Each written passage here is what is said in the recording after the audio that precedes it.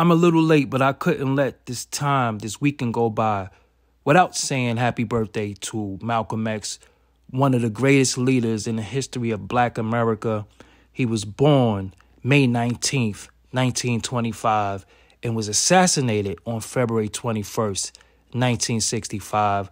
Malcolm was one of the greatest leaders that we ever had, one of the most loudest, intelligent voices we ever had. And when I say loud, I don't mean in volume. I mean his voice thundered. His voice invoked fear, invoked hope, invoked power as well, too. And his knowledge, he used to debate scholars from all over the world and actually whip them out, too. So my story with Malcolm is when I was about 14 years old, I was really running the street and wanting to be in the street. And then one day I went on a trip to Reading, Pennsylvania with my friend Juicy and his mother. And he had the book Autobiography of Malcolm X.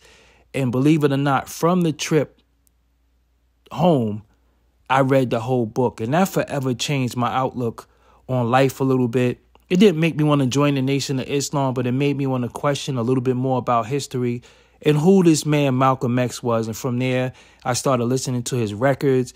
From there, I started learning more about the Nation of Islam. From there, I read Message to the Black Man, got a hold of the lessons, and just started really studying. But that book opened my mind to consciousness. So for that, I want to thank Malcolm X for putting his life in the biography and, you know, having young men like myself reading it and at least wanting to change and get insight. You know, so happy birthday to Malcolm X. Rest in peace to Sister Betty Shabazz. Rest in peace to one of his daughters that passed. And, you know, we'll never see another Malcolm X.